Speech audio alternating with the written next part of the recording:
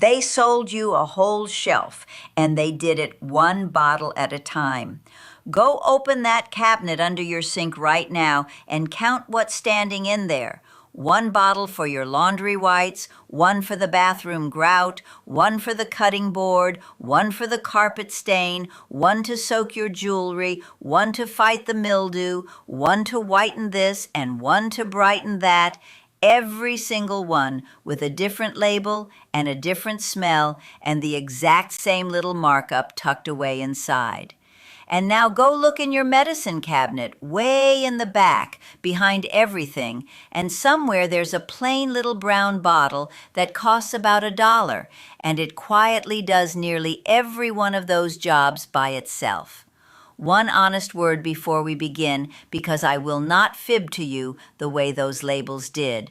Use the plain 3% kind, the everyday drugstore strength, never the strong industrial stuff. Keep it well away from the little ones and away from anybody's eyes, and never swallow it. That's the only warning you need, and I mean every word. Now stay with me clear to the end, because number 1 isn't a hack at all. It's the single thing that proves the whole game they ran on your grandmother, and once you've heard it, you will never look at that little brown bottle the same way again. Here we go. Number 30, the blood stain that vanishes while you stand there watching it. Your grandmother knew this one cold, and it still looks like a magic trick 100 years later. A child comes in with a skinned knee and a ruined sock, or there's a spot on the good company sheets nobody wants to explain. She'd pour a little of that brown bottle peroxide straight onto the stain, and it would erupt, foaming up white and furious like the cloth itself was angry about something. Here's the part nobody ever told you, and it's genuinely beautiful. Blood carries its own undoing inside it. There's an enzyme in blood called catalase, and its whole job inside the body is to rip hydrogen peroxide apart into plain water and oxygen. It can do that 200,000 times every second. So when the peroxide meets the blood tears the peroxide open. The oxygen comes screaming out as that white foam, and the stain lifts away in the froth. She'd blot it with a cold cloth. Cold, never hot, because heat cooks blood right into the fibers forever, and repeat it till the spot was gone. They sold her a special enzyme stain stick in a fancy little applicator for this exact job. Her dollar bottle did it on its own and did it better. Number 29.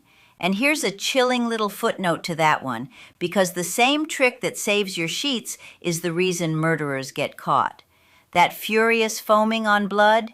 Detectives run on it. The whole science of finding blood at a crime scene, that stuff they spray that glows ghostly blue in a darkened room on all the television shows, it works on hydrogen peroxide, reacting with the iron left behind in old, dried, scrubbed-away blood. A man can wipe down a room till it looks spotless to the naked eye, and the peroxide will still find the blood he couldn't see, sunk down into the grout and the floorboards, and light it right up. Your grandmother's humble laundry helper and the forensic crime lab are doing the very same chemistry on the very same stain. Nobody ever thought to print that on the label, did they?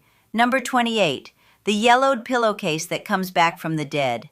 Your grandmother's good linens, the ones folded away and saved for company, would slowly go dingy and yellow over the years. And not from dirt, mind you, but from the oils your own skin leaves behind. Oils that slowly oxidize into that sad old paper color whether you wash them or not. She'd fill a basin with warm water, pour in about half a cup of the 3%, and let the linens soak a few hours, then wash them as usual and hang them out to dry in the sun. The peroxide oxidizes those yellowed oils right off the fibers without the brutal fiber chewing of chlorine bleach. And that's the whole secret to why it saves a delicate heirloom instead of slowly rotting it to lace. They sold her optical brighteners in a great blue jug, and those are just dyes that trick your eye into seeing white that isn't there. The brown bottle actually lifted the stain out.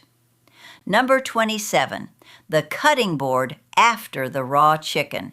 This is the one that truly matters, the one that's actually about somebody not getting sick at the supper table. Your grandmother would finish cutting up a chicken, and that board would be sitting there carrying everything you don't want anywhere near your food. She'd spray it down good with peroxide and let it sit a full 5 minutes. And that sitting time is the whole secret, because the oxygen radicals need those minutes to actually pry apart the bacterial cell walls. Then rinse it in hot water and stand it on end to dry. Here's a trick worth its weight in gold. The old-timers would hit the board with peroxide and then plain white vinegar, one right after the other, never the two mixed together in one bottle. And that 1-2 punch knocked down far more than either one could alone. They were selling her a separate antibacterial spray for the kitchen, a different one for the bathroom, and a third gentle one for the baby's things. All three of them were doing exactly what the dollar bottle already did.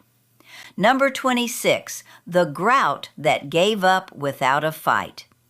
Every old house had that one stretch of tile where the white grout had gone gray and grim, and your grandmother was not about to spend her whole Saturday down on her knees with a toothbrush. She'd lay peroxide right along the grout lines, sprinkle a little baking soda over the top to hold it in place so it couldn't run off and dry out, and then just walk away. Let it sit overnight on a deep cleaning day. By morning, the slow, patient oxidation had loosened all that staining buried down in the grout, and one light pass with a brush did what an hour of furious scrubbing never could. They sold her a grout pin and a foaming tile spray with a trigger handle and a fragrance. She had the brown bottle and the box of soda. Number 25, the musty smell that no amount of perfume ever truly cleaned. Open up the cedar chest where the winter blankets lived all summer, or pull the suitcase down out of the hall closet, and there's that stale, shut-away smell waiting for you. Your grandmother understood something the air freshener companies will never want you to know. Most household smells aren't dirt at all. They're bacteria living quietly in damp, dark places, and you simply cannot perfume a living thing away. She'd lightly mist the fabric with peroxide, let it air out in the open, and the smell was gone. Not covered up, gone, because the peroxide killed the very thing that was making the smell in the first place. They sold her a fragrance to spray on top of the problem week after week after week. She removed the problem once. Number 24, the toothbrush after the whole family came down with the flu. Here's an obscure little one your grandmother did without even thinking, and it's far smarter than it looks. After an illness had run its course through the whole house, she'd stand the toothbrushes bristle down in a cup with just enough peroxide to cover the bristles. Leave them 10 minutes, then rinse them well under the tap. The brush is a warm, damp little garden for whatever just laid you low, and the peroxide oxidizes it clean in between the times you'd actually replace the thing. One rule she was firm as a fence post about: never let it share that cup with mouthwash. Keep it plain and simple. They dearly love to sell you a little ultraviolet toothbrush sanitizer for $40 nowadays. She had a paper cup and a dime's worth of peroxide. Number 23, the berries that wouldn't last out the week. This one feels like a closely guarded secret even now.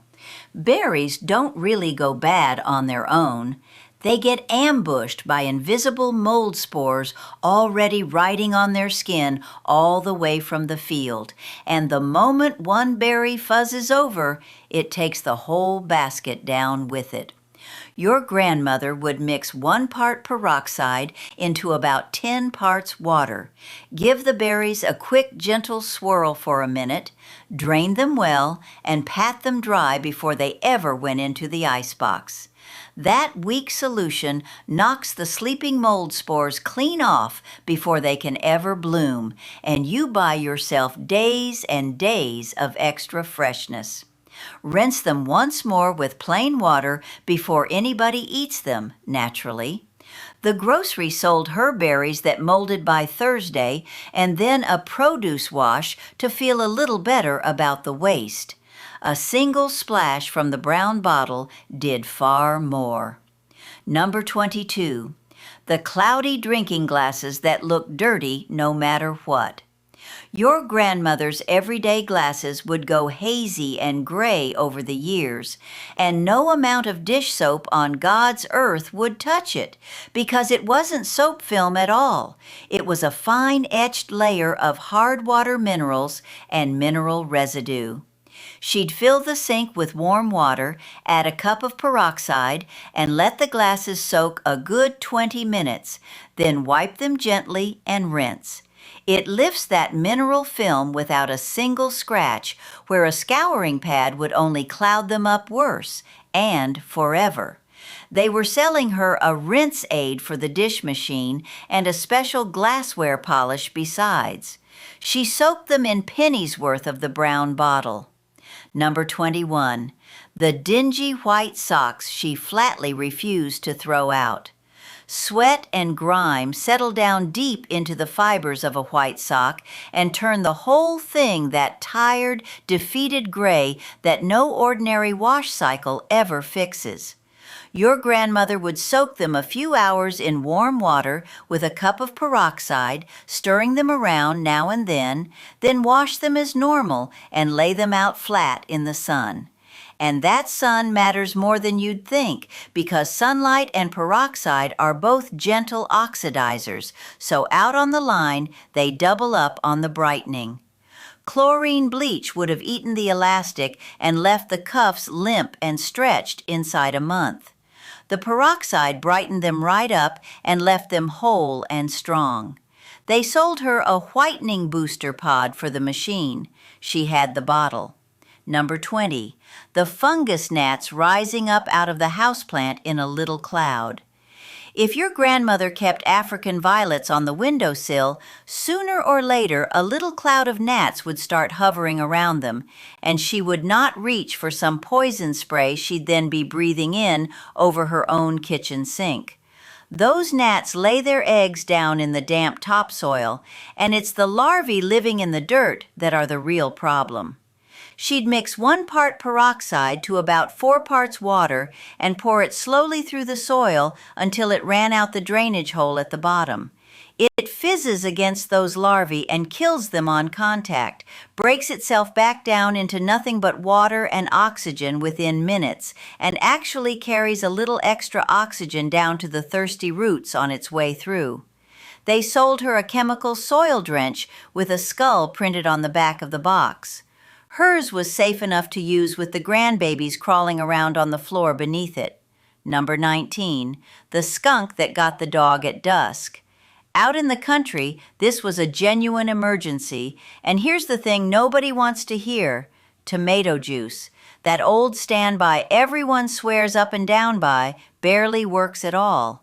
Your grandmother knew the real recipe, and it's real honest chemistry. About a quart of peroxide, a teaspoon of baking soda, and a single drop of dish soap, all mixed up fresh in an open bowl and worked into the fur right away. Never, ever stored in a sealed bottle, because the gas it gives off will burst the container right open. Skunk spray is built out of stinking sulfur compounds, and the peroxide oxidizes those compounds into something that doesn't smell of anything at all. It doesn't mask the skunk, it chemically dismantles him.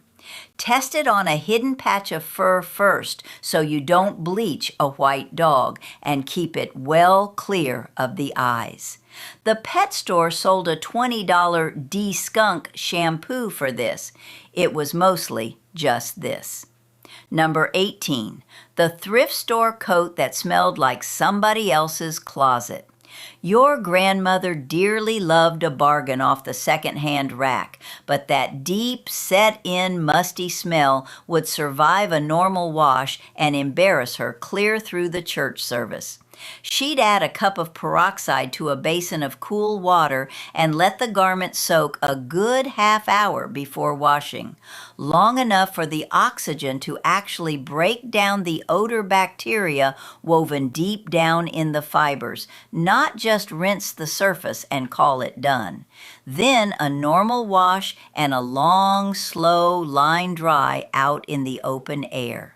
They were selling her odor eliminator beads to bury one smell underneath another smell. She erased the smell down at the root and was done with it. Number 17, the refrigerator seal that not one soul ever thinks to clean. Pull open the icebox door and look hard at the rubber gasket running all the way around it.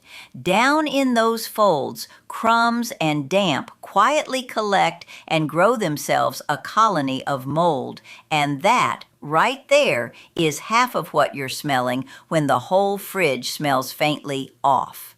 Your grandmother would spray peroxide right down into the folds of that gasket, let it sit 5 minutes to do its work, then wipe it clean and dry it well, never soaking it so heavy that the moisture loosened the seal.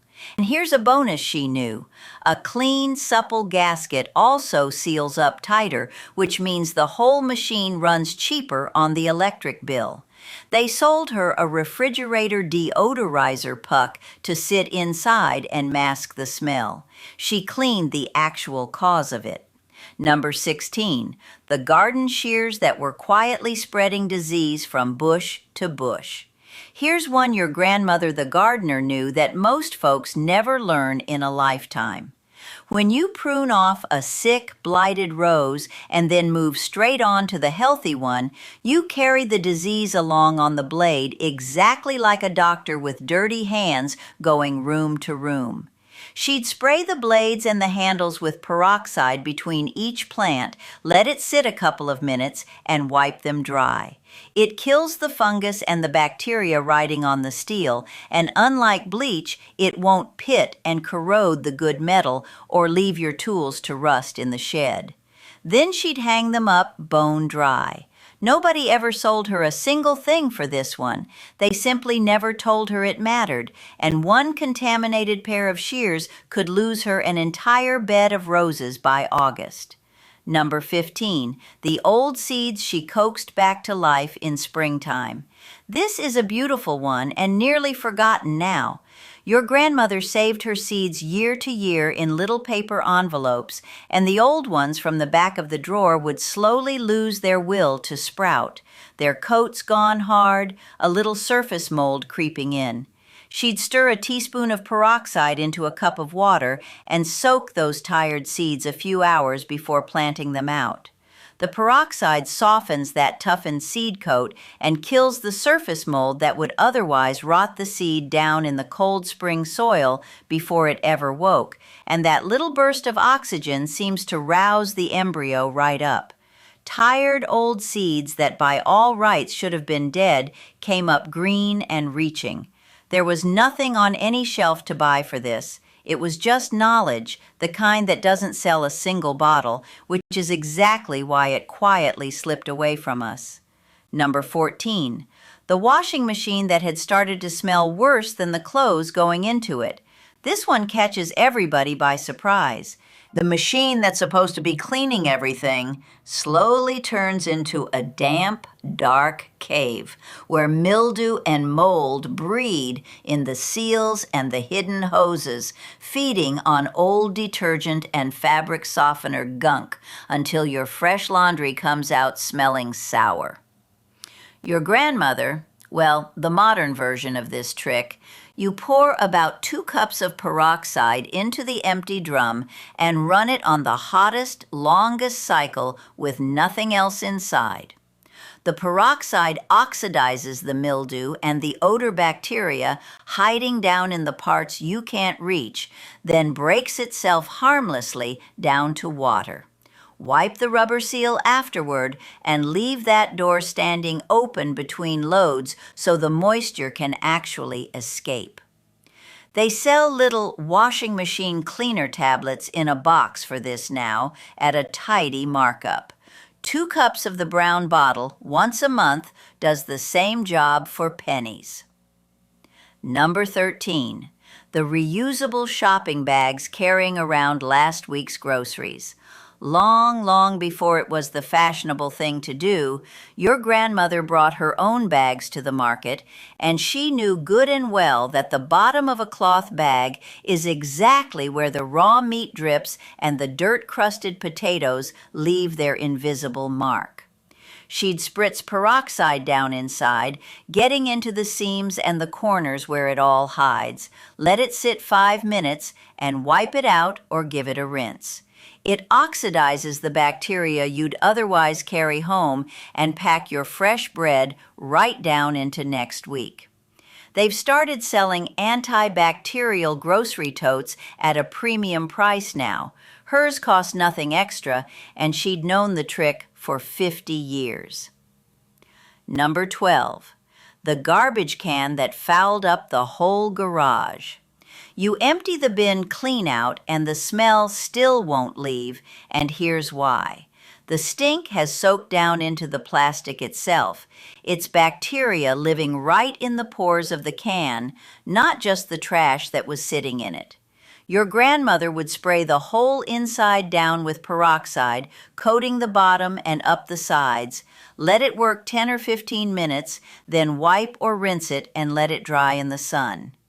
It kills the source instead of fighting a losing battle with a scented liner bag. They sold her perfumed liners and a can of air spray, and the smell always came right back. She killed it dead where it actually lived. Number 11, the stove knobs hiding years of cooking grease. Here's an obscure little corner of the kitchen that not one soul scrubs. The knobs on the front of the stove pick up a film of cooking grease and fingerprints, baked on so slow and so gradual that you've long stopped even seeing it. Your grandmother would pull the knobs right off, set them in a shallow bowl, pour peroxide over till they were covered, and let them soak a good 15 minutes until all that oil buildup loosened its grip. Then brush out the crevices, rinse them, and dry every bit before sliding them back on. It cut the grease without a harsh scouring pad that would scrub the little numbers and markings clean off the dial. They sold her a degreaser spray with a warning label a full paragraph long. She used the gentle brown bottle. Number 10, the good costume jewelry gone dull and lifeless. Your grandmother's brooches and clip earrings, the sparkly rhinestone pieces she wore to a wedding, would slowly lose their fire, not because they were cheap, but because skin oils and hairspray and powder build up in all the little settings and dull the shine. She'd lay the pieces in a small bowl, pour just enough peroxide to cover them, and let them soak 5 to 10 minutes while the bubbling lifted the grime right up out of the crevices a cloth could never reach. Then a rinse in clean water and a thorough pat dry so no moisture sat behind to tarnish the metal. One word of care. Anything held together with glue she'd not soak for long. They sold her a jewelry cleaner in a little jar with a tiny brush. The brown bottle made it sparkle for free. Number 9, the faded white lace handed down through the family, the christening gown, the tatted edging off a great-grandmother's pillow slip, the fragile old things that yellow with the slow passing of the decades, things no sane woman would ever dunk in bleach. Your grandmother would fill a basin with lukewarm water and half a cup of peroxide and let the lace soak an hour or two, checking on it, then rinse it ever so gentle and lay it out flat to dry, never wringing it, never any heat near it. It coaxes the yellow of pure age out of fibers far too delicate to ever survive anything stronger. There was no product for this on any store shelf anywhere because there's simply no money to be made in saving the precious thing you already own. Number 8. The shower curtain crawling with pink and black. The bottom of the old plastic curtain liner, down low where the water pools and never quite dries, would bloom over with black mildew and that pink bathroom slime. Your grandmother would hang it out full length, spray the peroxide right onto the spots, and let it sit a full 20 minutes, and you could stand there and watch it bubble as it broke the mildew down. Then rinse it off or run it through a gentle wash. The real trick to keeping it gone, she'd tell you, was simply to pull that curtain wide open after every single shower so it dried out instead of staying a damp little jungle down in the folds.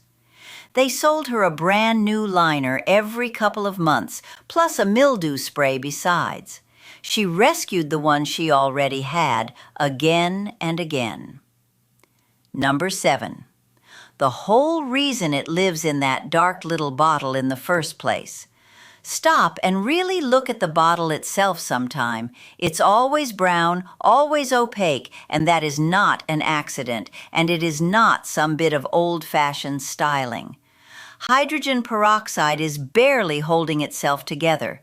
The bond running through the middle of it is so weak that plain daylight alone will snap it apart. The light itself breaks the peroxide down into ordinary, useless water. That brown bottle is a suit of armor against the sun, the very same reason good beer and strong medicine both come in dark glass. And here's exactly how your grandmother knew whether her bottle had quietly gone dead on her.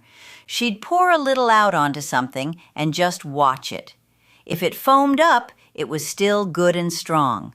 If it just sat there flat and quiet and did nothing at all, then the magic had already leaked away into plain water and it was time for a fresh bottle. A whole built-in freshness test, free of charge, no expiration sticker required. They would very much rather you didn't know it only costs about $1 to replace.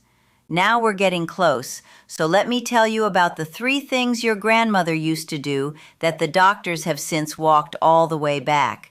Because the honest thing, the respectful thing, is to tell you the true story, not to hand you something dangerous with a warm smile and call it wisdom. Number 6, the cut knee and the bubbling that every single soul on earth trusted. For generations, the very first thing that happened to a skinned knee was a good douse of peroxide, and that furious foaming was taken as the living proof it was working. You could see it down there fighting off the germs with your own 2 eyes. Your grandmother believed it, my grandmother believed it, the family doctor believed it, and for decades it was simply what a person did. And then medicine took a much harder look, and it reversed itself flatly.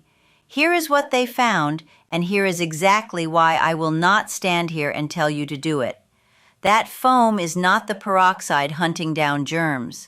The very same catalase reaction that lifts a bloodstain out of a sheet happens just the same in your own living tissue. The peroxide cannot tell the slightest difference between an invading bacterium and the brand new cells your body is rushing in to rebuild the skin.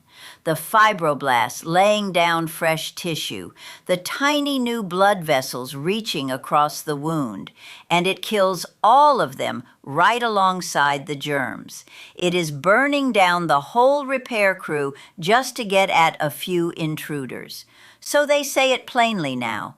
Clean a simple scrape with plain running water and save the dramatic foam for your laundry where it belongs. Everybody did it with the very best knowledge they had at the time. The respectful thing is simply to know better now that we do. Number 5, the few drops down in the ear on a quiet Sunday night. This one your grandmother did with total easy confidence. A tilt of the head, a few drops of peroxide, that fizzing little crackle deep in the ear, and the wax loosened right up and drained away. And honestly, for an ordinary healthy ear with a touch of wax, it isn't a crazy thing to have done. But this is one where I'll give you the true caution instead of a how-to, because the stakes climb too high to ever be casual about it. If there's any infection brewing down in there, any pain at all, or, and this is the one that truly matters, any chance the eardrum has been perforated, then that bubbling liquid can work its way into the middle ear and cause real damage, real pain, even dizziness and a ringing that lingers on for ages. And here's the part nobody mentions. It can leave the whole canal so foamed up and clouded that when you finally do go see a doctor, the poor soul can't even see down inside to help you. The ear is built by the good Lord to clean its own self. The real wisdom here isn't the trick at all. It's knowing that this is the one you carry to somebody who can actually look inside, not the one you gamble on alone at the kitchen sink. Number 4, the mouthful swished around for a sore gum. Your grandmother and a great many dentists right alongside her would have you mix the peroxide with water and swish it for a canker sore or an angry gum and spit it clean out. For one careful use, it can settle bacteria down. But it became the kind of thing folks started doing every single day, reaching for it as a habit, and that's where it turned on them. Swished day after day, that same oxidizing power that kills the bacteria also irritates the soft, living tissue of your mouth, and there are real reports of it inflaming the gums and even, over long enough, harming the surface of the teeth it was supposed to be helping. So I'll not give you a daily recipe for it. The honest word is that the mouth, like the ear, is delicate living tissue, and the strong stuff that scours a countertop so beautifully is not the thing you want to be rinsing through it morning and night. That's a job to leave to your dentist and the gentler things made for it. And now, number 1, the thing that isn't a hack at all. The thing that ties this whole long list together and finally shows you the trick that was quietly played on 3 generations. Go back and count them all up. Brightening the linens, lifting the blood stain, the cutting board, the grout, the garbage can, the sponge, the cloudy glass, the dingy socks, the gnats in the soil, the skunk on the dog, the musty coat, the washing machine, the shower mildew, the lace, the jewelry, the stove knobs, the toothbrush, the berries, the fridge seal, the garden shears, the old seeds. One little brown bottle did every single one of those, and it cost about $1, and it has been sitting quietly in the back of the medicine cabinet the entire time, asking for nothing. And here is the whole game they ran, as plain as I know how to say it to you. They took that one cheap, honest little thing that quietly did 30 different jobs, and they split it apart into 30 different bottles. A laundry whitener, a bathroom mildew spray, a kitchen sanitizer, a produce wash, a jewelry soak, a grout pen, a toothbrush sanitizer, a pet deodorizer, a washing machine tablet, 30 different labels, 30 different cheerful smells, 30 different markups, and most of them, underneath all that fragrance and bright plastic packaging, were doing the very same simple thing the brown bottle already did for pennies on the dollar. And then they spent a fortune, teaching your grandmother and teaching you to feel just a little bit foolish for ever reaching for the plain old bottle. Too simple, too cheap, too old-fashioned. Surely the real product, the one in the nice packaging, making all those confident promises, must work better than that. It did not work better. In most every one of these, it was the very same thing, just wearing far more expensive clothes. And that is the whole secret of it. Not some conspiracy of scientists whispering in a back room, nothing so dramatic as all that. Just a marketing department that figured out the single most profitable thing in all the world is to take something cheap that you already know and trust, break it into a dozen little pieces, dress each piece up pretty, and sell every one of them right back to you at a handsome markup. So there it is, laid out plain. Half a shelf of bottles crowded under your sink, and one little dollar bottle way in the back that quietly did the whole lot of it. If even one of these saves you a single trip down that aisle, do me the one small favor and tap that like button. It costs you nothing at all, same as the bottle, and it's the only reason the next person ever gets to hear any of this instead of the commercial. Subscribe and stay close to me, because I've got a whole cabinet of this kind of thing put away, and I am nowhere near done opening the drawers. I'll see you in the next one. Now, go count those bottles under your sink, and then go and find the little brown one way in the back.